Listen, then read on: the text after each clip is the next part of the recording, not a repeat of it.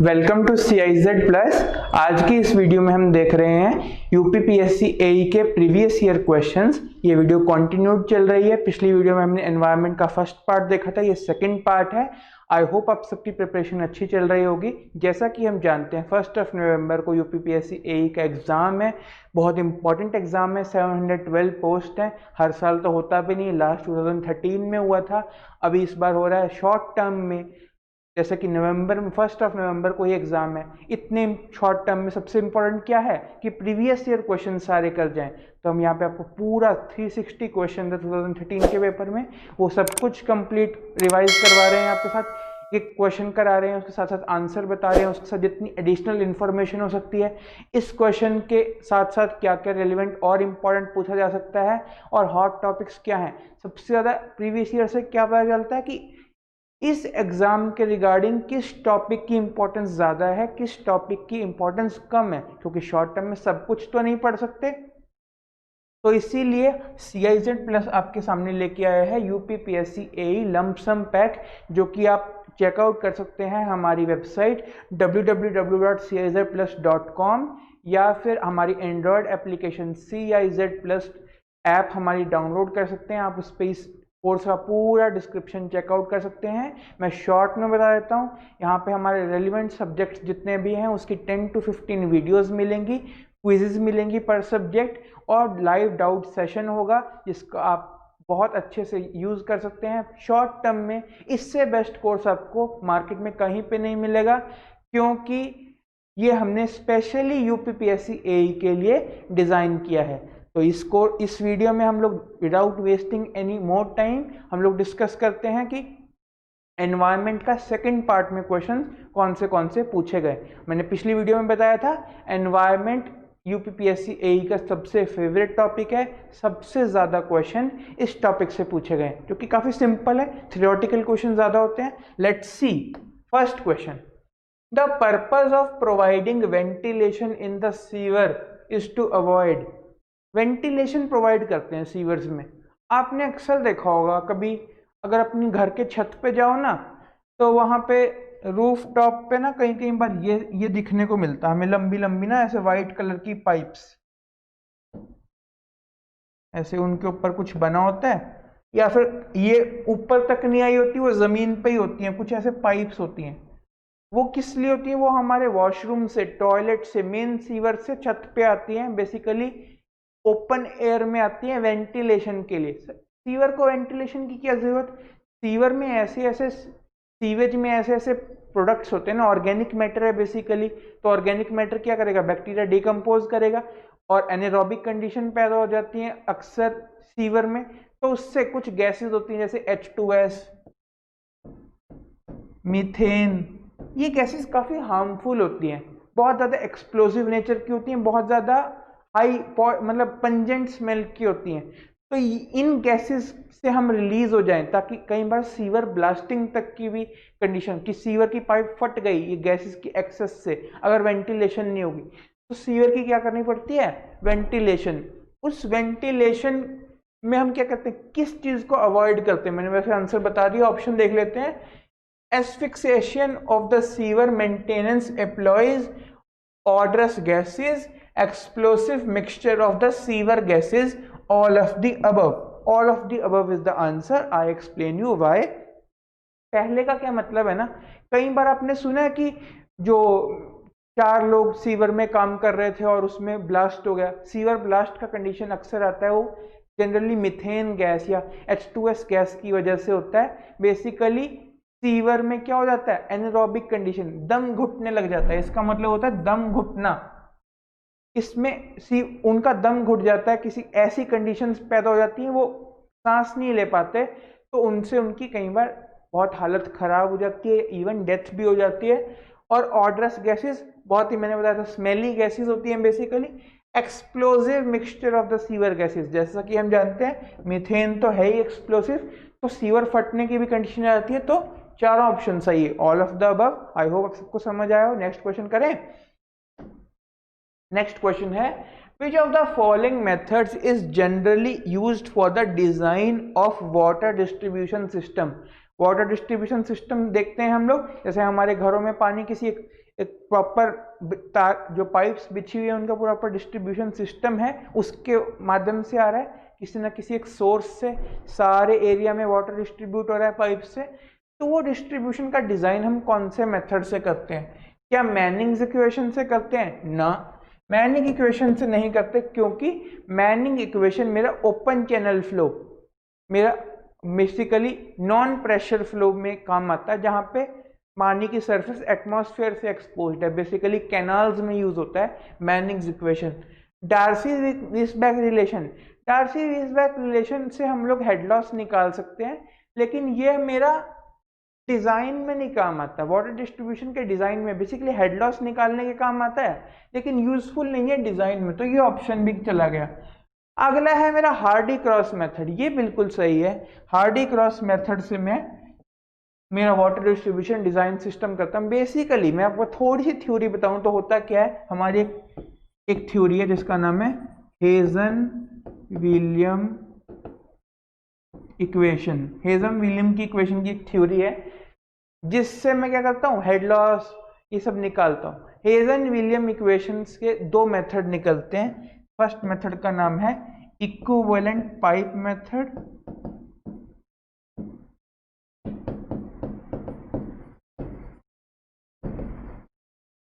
और दूसरा मेथड है हार्डी क्रॉस मेथड।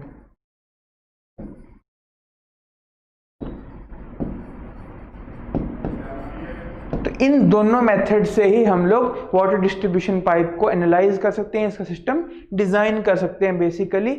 तो ये मेरी बेसिक थ्योरी है इस मेथड की, इसको डिजाइन करने की। ये दोनों नहीं है, मैं ये एक्स्ट्रा इन्फॉर्मेशन इसलिए बताता हूँ क्योंकि अगर डायरेक्ट आंसर मार्क करवा के चलता रहूँगा वो हम लोग भूल जाते हैं।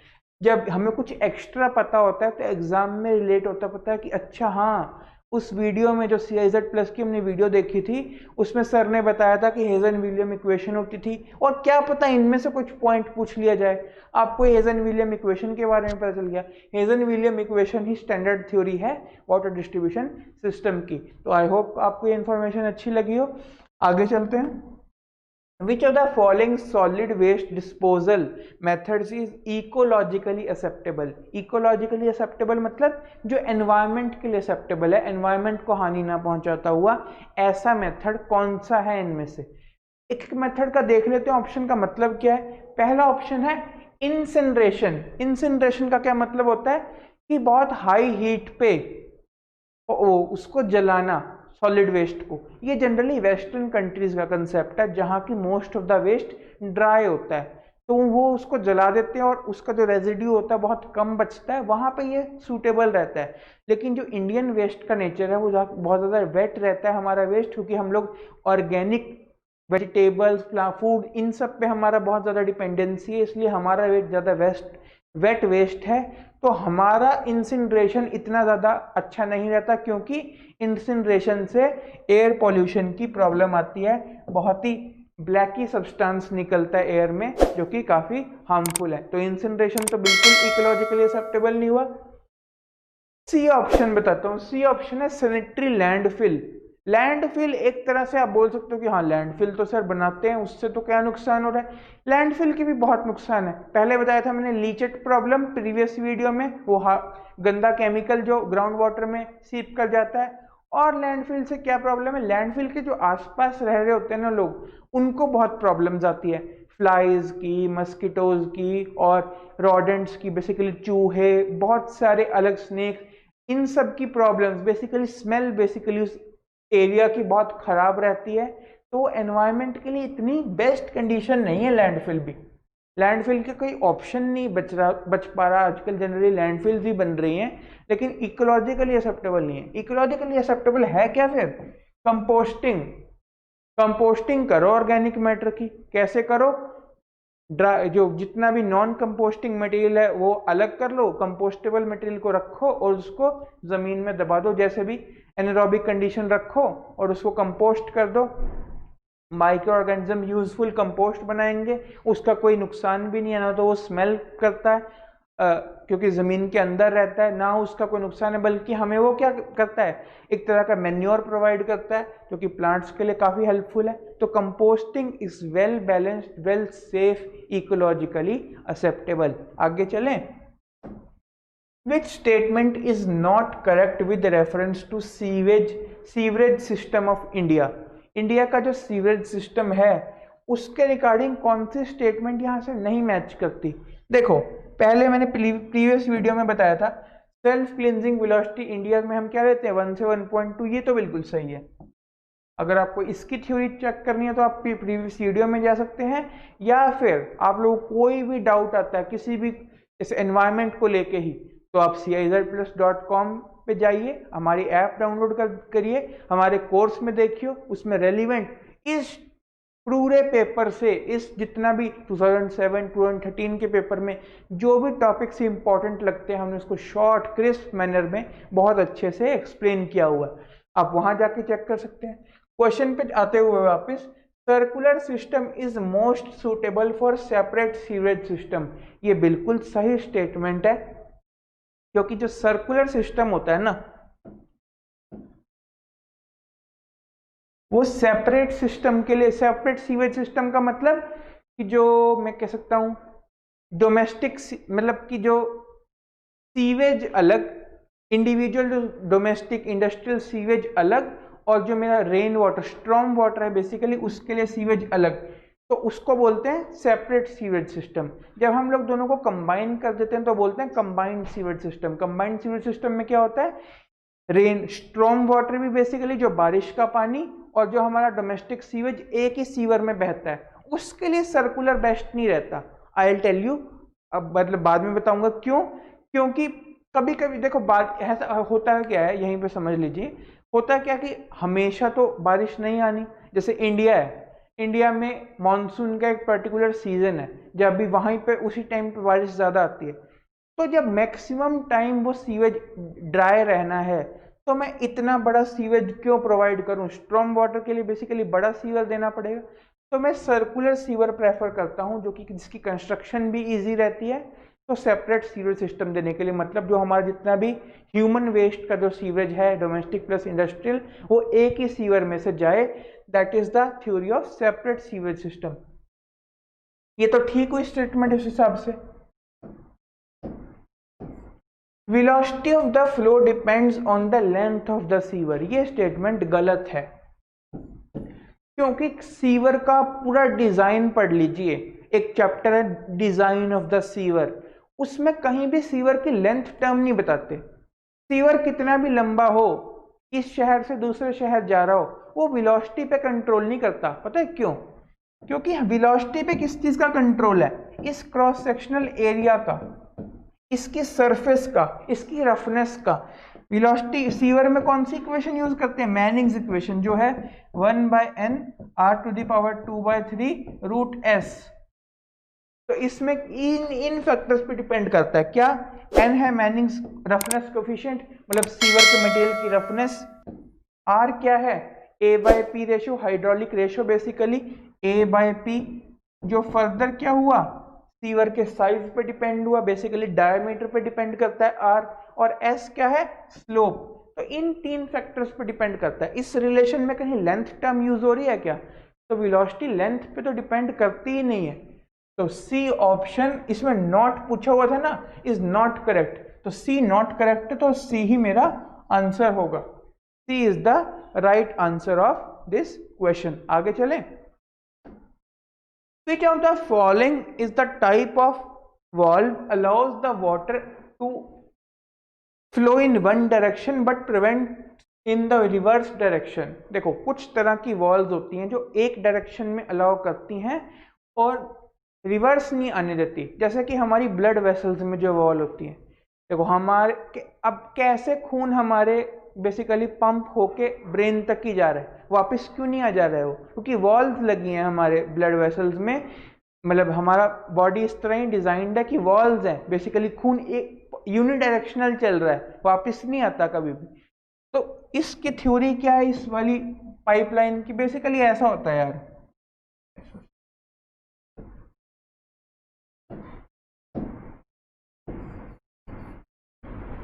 ऐसी कोई, ये दूसरे कलर से दिखाता हूं, ऐसी कोई वॉल्व है, ठीक है। जब होता क्या है ना, जब पानी आता है ना, तब क्या होता है, नेक्स्ट पिक्चर में ये वॉल्व जो है मेरी, ये खुल जाती है, यहां पे स्प्रिंग लगा हुआ है, ये खुल गई और पानी यहां से चला गया। पहले बंद था, समझ लो, पहले बंद था, पानी यहां चला गया। लेकिन बैकवर्ड पॉसिबल क्यों नहीं है? बैकवर्ड बनाओ, बैकवर्ड हमने ये लगा रखा है ना। मैं सिंपलेस्ट ड्राइंग से समझा रहा हूं कि रिवर्स वॉल काम कैसे, जब पानी यहां से आएगा तो ये चीज इसको, ये जो वेज है बेसिकली, ये इसको रोक लेगा, वापिस नहीं आ पाएगा। एक डायरेक्शन में तो खुल रहा है, वापिस नहीं आने दे रहा। इस तरह की वॉल्व्स को बोला जाता है रिफ्लक्स वॉल्व। रिफ्लक्स वॉल्व ऐसी वॉल्व होती है जो कि एक डायरेक्शन में ही खुलती है, यूनिडायरेक्शनल हो सकती है। बेसिकली पंप्स में यूज होती है ये वॉल्व, पंप्स में यूज होती है, टरबाइंस में यूज होती है, बहुत जगह यूज होती है रिफ्लक्स वॉल्व। बाकी वॉल्व्स का भी एक बार मतलब बता देता हूँ। एक होती है स्लूस वॉल्व। स्लूस वॉल्व आपने देखी होगी, जनरली आपने देखा है कि कभी किसी फील्ड में अगर आप लोग गए हो तो एक तरह की ऐसी वॉल होती है जिसको ऐसा ऐसा ऐसा घुमा घुमा के खोलते हैं। बेसिकली इसमें बेसिकली नलका जैसे समझ लो, उसको नलके को हम खोलते हैं तो उसका ये जो यहाँ लगा होता है, ये ऊपर ऊपर होता रहता है, जैसे जैसे खुलता रहता है नलका और पानी आता रहता है। इससे हम लोग वाटर का फ्लो रेट भी चेंज कर सकते हैं। अगर नलका पूरा खोल दिया मैक्सिमम फ्लो, पूरा बंद तो zero flow, that is sluice valve. Air relief valve क्या होती है, बेसिकली कई कई बार पाइपलाइन में एयर पॉकेट्स जमा हो जाती हैं जो मेरा वाटर फ्लो को इंटरप्शन बेसिकली रोकती हैं, हमें उनको निकालना होता है। तो वाटर लाइन की समिट्स पे हम लोग एयर रिलीफ वॉल्व देते हैं जो कि एयर को हटा देते हैं, बेसिकली एयर रिमूव कर देते हैं पानी में से, ताकि पानी स्मूथली जा सके। इस क्वेश्चन का आंसर क्या है, रिफ्लक्स वॉल्व। मैं सजेस्ट करूंगा आप लोग, बहुत तरह के लगभग 10-15 तरह की वॉल्व्स हैं, उन सब की एक बार डेफिनेशन पढ़ लीजिए। काफी बार पूछा जाता है ये क्वेश्चन कि ये वॉल्व क्या करती है, दूसरी वॉल्व क्या करती है, एटसेट्रा एटसेट्रा। ठीक है, अगले क्वेश्चन पे चलें।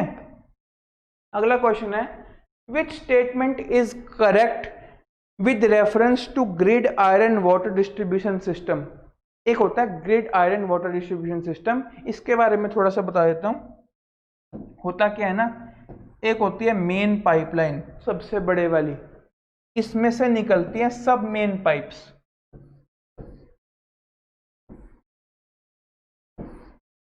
सब मेन पाइप 1, सब मेन पाइप 2 खुल गया है यहां से। अब इन सब मेन पाइप से निकलते हैं ब्रांच और लेटरल्स।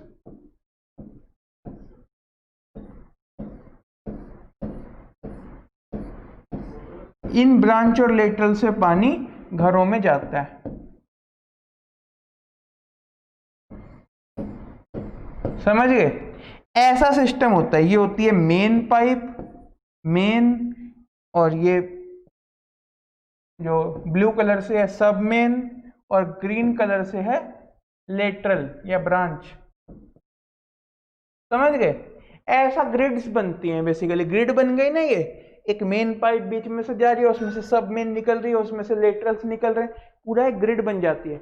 ये पैटर्न पता है कहाँ पे चलता है, जो सिटीज हाईली मैनेज्ड होती हैं, जैसे रेक्टेंगुलर सिटी जहाँ पे सेक्टर्स बने हुए हैं, बिल्कुल हाईली प्लान्ड सिटी है जहाँ पे, वहां पे यूज होता है। जैसे चंडीगढ़ एक ऐसी सिटी है, ना कि ओल्ड दिल्ली ऐसी सिटी नहीं है, वहां पे अनप्लैंड है, बहुत ज्यादा टाइट एरियाज है, कहीं डेड एंड्स है, कहीं कुछ। लेकिन चंडीगढ़ क्या है, सेक्टर रेक्टेंगुलर डिस्ट्रीब्यूट किया हुआ है। ऐसी सिटीज, या भुवनेश्वर एक ऐसी सिटी है, वहां पे क्या सिस्टम यूज होता है, ग्रिड आयरन सिस्टम। तो ग्रिड आयरन सिस्टम के रिगार्डिंग इसने कुछ स्टेटमेंट्स पूछी हुई हैं। First statement is suitable for well planned towns and cities. बिल्कुल अभी बताया मैंने, सुटेबल रहती है ये वेल प्लान्ड सिटीज के कारण, बिल्कुल सही। लेकिन इसने पूछा हुआ है विच स्टेटमेंट इज करेक्ट, ठीक है, ये अभी के लिए। अगली देखते हैं, requires less amount of sluice walls. ये स्टेटमेंट गलत है, पता है क्यों? आप देखो इस स्टेटमेंट में एक छोटा सा इस एग्जाम्पल बना के दिखाया इसका। इस पूरे सिस्टम में कितनी सारी पाइप्स यूज हो रही हैं, कितनी सारी पाइप्स यूज हो रही हैं। हर जगह यहाँ पे स्लूस वाल्व लगी होगी, यहाँ लगी होगी, जहां जहां से पानी की ओपनिंग है वहां पे वाल्व लगी होती है। कौन सी वाल्व बंद करनी पड़ जाए किस टाइम पे, हर जगह हर ओपनिंग पे एक वाल्व लगी होगी। तो इस सिस्टम में वॉल्व्स और नंबर ऑफ पाइप्स बहुत ज्यादा चाहिए होती हैं, तभी ये सिस्टम बहुत कॉस्टली रहता है। इसका डिजाइन और सिस्टम दोनों बहुत एक्सपेंसिव है, हाईली मैनेज सिटीज में ही यूज होता है ये। तो इस requires next number of sluice valves, गलत। Cost of construction is low, बिल्कुल गलत। तो ऑल ऑफ द अबव भी गलत ही हो जाएगा। A option is the right answer. अच्छा क्वेश्चन था ये, काफी कंफ्यूजिंग था, देख के लग रहा है all of the above mark कर लो, हाँ हाँ सही लग रहा है, नहीं, पता होना चाहिए। ग्रिड आयरन सिस्टम के बारे में भी, डेड एंड सिस्टम के बारे में भी, रिंग आयरन सिस्टम के बारे में भी प्रॉपर नॉलेज होनी चाहिए। आगे देखते हैं, which of the following pipes is commonly used to resist corrosion form of H2S। एक टर्म का नाम होता है सल्फाइड कोरोजन, अक्सर पूछी जाती है ये टर्म। सल्फाइड कोरोजन किसकी वजह से होती है? H2S गैस की वजह से। होता क्या है ना, सीवर में होगा पानी, H2S करेगा पानी से रिएक्ट। बेसिकली सीवर में H2S तो बनी जाती है एनारोबिक कंडीशंस में, H2S करेगा पानी से रिएक्ट, बना लेगा एक एसिड जिसका नाम होगा H2SO4। H2SO4 एसिड बना लेगा ये।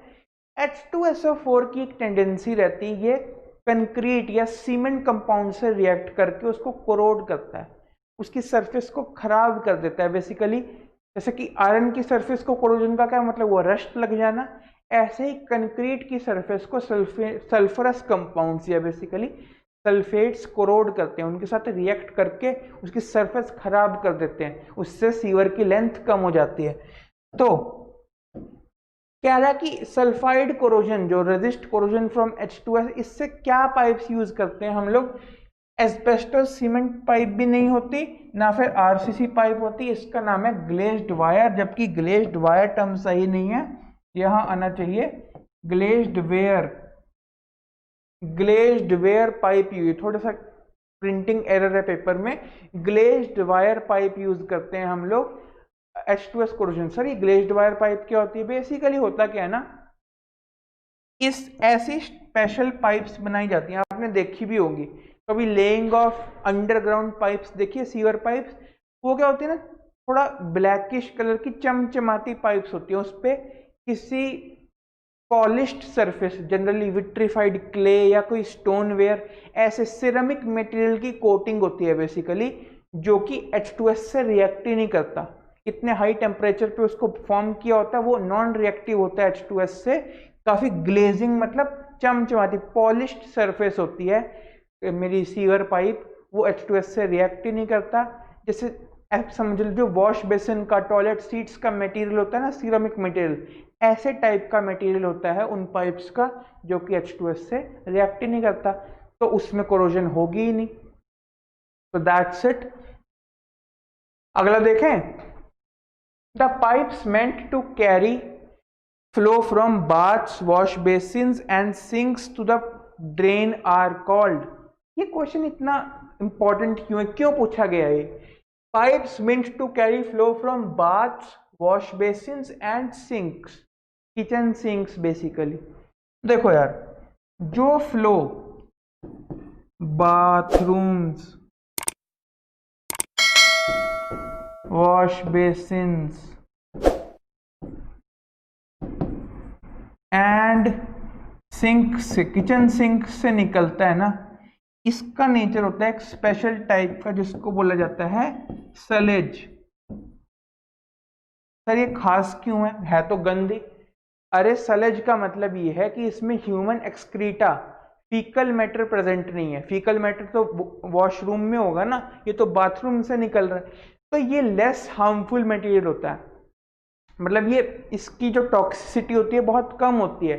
बेसिकली वॉशरूम का जो पानी है, किचन सिंक्स का पानी फीकल मैटर नहीं है, तो इसकी टॉक्सिसिटी बहुत कम होती है सलेज की। तो सलेज को कई बार कुछ स्पेशल तरह की पाइप्स कैरी करती हैं जिनका नाम होता है वेस्ट वाटर पाइप्स। कभी कभी क्या होता है कहीं कहीं सिस्टम्स में जो मेरा सीवेज होता है, बेसिकली सीवेज में क्या होता है, ये सलेज भी होता है और वो जो ह्यूमन एक्सक्रीटा होता है वो भी प्रेजेंट होता है बेसिकली। तो कभी कभी क्या होता है, वो ह्यूमन एक्सक्रीटा का सिस्टम हम अलग रखते हैं और सलेज का अलग रखते हैं। सर फायदा क्या, सलेज लेक्स टॉक्सिक है तो इसकी जो ट्रीटमेंट होगी वो अलग से सीवर में जाएगी, तो इसकी ट्रीटमेंट बहुत आसान हो जाएगी। और जो ह्यूमन एक्सक्रीटा है वो हमें पता है काफ़ी टॉक्सिक है, वो बहुत कम होगा। इसके साथ मिलके तो दोनों कंबाइन कर जाएंगे ना, दोनों की ट्रीटमेंट एक्सपेंसिव हो जाएगी। ये मेनली पानी है और वो ह्यूमन एक्सक्रीटा है, वो मिलके क्या हो जाएगा, उसकी टॉक्सिसिटी हाई, इसकी कम, इसकी ये बेसिकली हमने सेग्रीगेट कर दिया अब सोर्स लेवल पे ही सीवेज को, तो काफ़ी हेल्प हो जाएगी मेरे पास। तो सलेज को कौन कैरी करता है, वेस्ट वाटर पाइप्स। मैं बाकी ऑप्शंस के भी मतलब समझा देता हूँ। एक है वेंटिलेशन पाइप्स, ये बताया कि वेंटिलेशन के लिए एयर साइफनेज पाइप्स भी वेंटिलेशन के लिए यूज होती हैं, स्पेशल टाइप्स की पाइप्स होती हैं। सॉयल पाइप्स क्या होती हैं, सॉयल पाइप्स होती हैं जो बहुत सारी वेस्ट वाटर पाइप्स को कंबाइन करके इनका मेन जो बनता है दैट इज सॉयल पाइप्स। काफी सारे वेस्ट वाटर पाइप्स को कंबाइन करके जो बनता है दैट इज सॉयल पाइप। आगे चले, what is the detention time for domestic septic tank. देखो ये क्वेश्चन थोड़ा सा कंट्रोवर्शियल है। इसमें क्या होता है ना, बुक्स में जनरली लिखा होता है सेप्टिक टैंक का डिटेंशन टाइम dt से of septic tank is generally 12 to 36 hours, 12 से 36 घंटे लेते हैं। लेकिन इतना भी गलत नहीं है क्वेश्चन में ना 12 भी दे रखा है, 24 भी दे रखा है, 28 भी दे रखा है, तीनों इसकी रेंज में आ रहा है। लेकिन as a thumb rule most general हम जो सेप्टिक टैंक का डिटेंशन टाइम लेते हैं वो है 24 आवर्स, एक दिन के लिए।